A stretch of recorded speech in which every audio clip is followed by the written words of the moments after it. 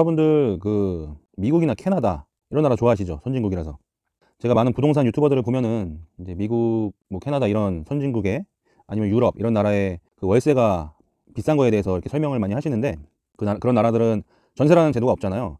제가 살았던 동네를 기준으로 왜 이렇게 월세가 비싼지 그거에 대해서 설명을 해드릴게요. 자, 우선 이 렌트페스토라는 어플을 킬게요. 이 어플이 뭐냐면은 캐나다에서 그 렌트를 구할 때 쓰는 어플인데, 자, 저는 이 캘거리라는 데서 살았습니다. 하우스로 선택을 하고 2베드 5월 3베드로 설정을 할게요. 배수는 상관없고. 자, 이렇게 검색을 하면은 자, 이 캘거리에 아까 제가 설정했던 그 하우스에 방 2개 혹은 3개인 집이 이렇게 쭉 뜹니다. 요 크랜스턴 요 집으로 한번 해볼게요. 자, 2,400불. 자, 요런 집입니다. 그냥 영화에서 보는 그런 예쁜 집이죠. 예, 화장실 뭐 베이스먼트 있고 뱅이라도 있고, 자, 앞에 가라지 있고, 그냥 이게 전형적인 그냥 하우스입니다. 자, 2006년도에 지어진 집이고요. 자, 한 달 렌트비가 2,400불이에요. 그냥 쉽게 그냥 1,000원으로 계산할게요. 캐나다 달러가 지금 한 950원 정도 하는데 1달러에 그냥 쉽게 1,000원으로 계산을 하면은 한 달에 240만 원씩 내는 겁니다. 이 집을. 굉장히 비싸다고 생각이 되죠. 자, 방은 3개, 베스는 3.5개. 자, 3.5개가 뭐냐면은 샤워를 할 수 있는 거를 1로 치고 그냥 대소변만 볼 수 있는 거를 0.5로 치는 거예요.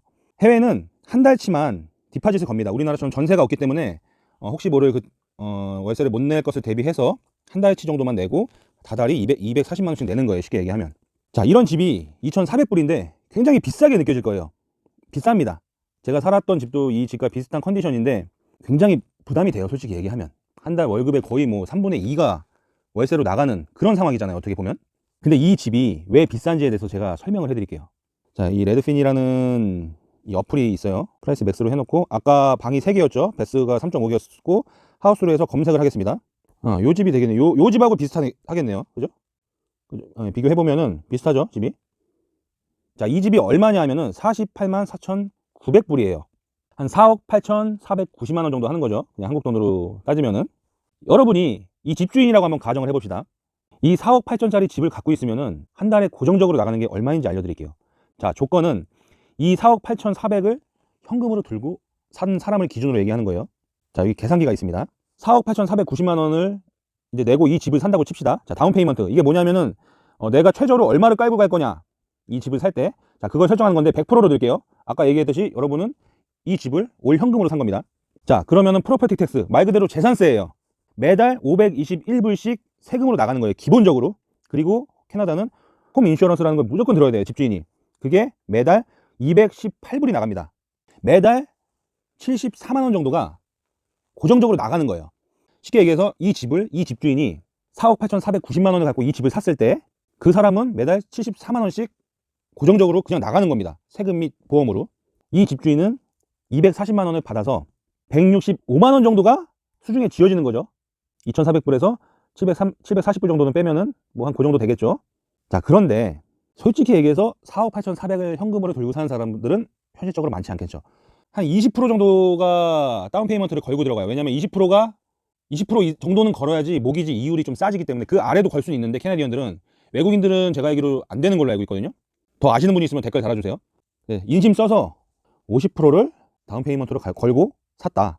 자, 그러면은 이 위에 있는 게 이자, 한 달 이제 원금과 이자를 얘기하는 겁니다. 이율은 지금 기본적으로 4%로 잡혀 있어요.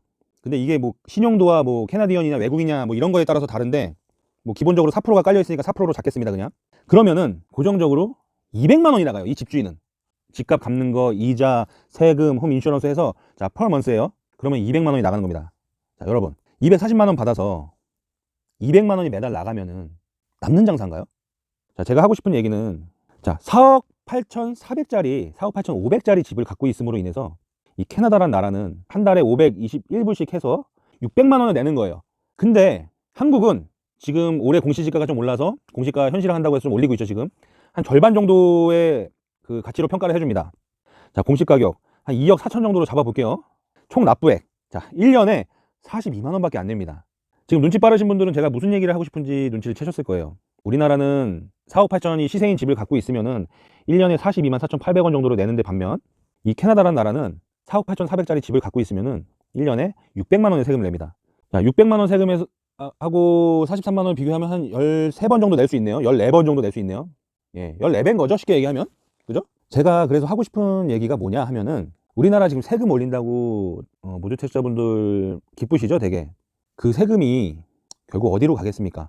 한 240만 원 정도의 이 월세가 왜 생긴 건지 그거에 대해서 한번 생각을 해보시면은, 자, 우리나라가 선진국이 돼가고 있는 거겠죠, 그럼? 물론 이 나라는 복지가 정말 좋아요. 의료비도 무료고, 차일드 베니핏이라고 해가지고 자녀가 있으면은 매달 18세가 될 때까지 돈도 주고, 매달 한 자녀당 그것도 재산 뭐 이런 뭐 소득 재산 이런 거에 비례해서 주는데, 저소득자들에게 한 자녀당 한 50만 원 정도씩 준다고 하더라고요. 그래서 뭐 두 자녀면 100만 원, 세 자녀면 150만 원. 그래서 이 나라가 아이들을 많이 낳을 수 있는 겁니다. 실제로 제가 아는 지인은 집을 사서 자녀가 셋인데 150씩 받아가지고 150만 원씩 받아가지고 이 모기지 이자랑 이런 걸 낸다고 하더라고요. 이런 좋은 면을 저는 따라갔으면 좋겠는데, 그런 복지가 아닌 이런 세금 올리는 것만 계속 따라간다면은, 글쎄요, 제 생각에는 우리나라도 지금 실제로 반전세 혹은 월세로 돌리시는 집주인들이 많잖아요. 돈이 많으신 분들은 그냥 월세로 돌리시고, 돈이 많이 없으신 분들은 반전세를 세팅하시고, 돈이 없으신 분들은 다시 또 전세를 주고, 그러면서 일을 하시면서 세금을 내고, 지금 그렇게 돼가고 있는 것 같아요, 우리나라도. 제가 좀 답답한 마음에 이런 영상을 앞으로 좀 만들 생각입니다. 예, 구독과 좋아요 눌러주시고 앞으로도 한 번씩 봐주셨으면 감사하겠습니다.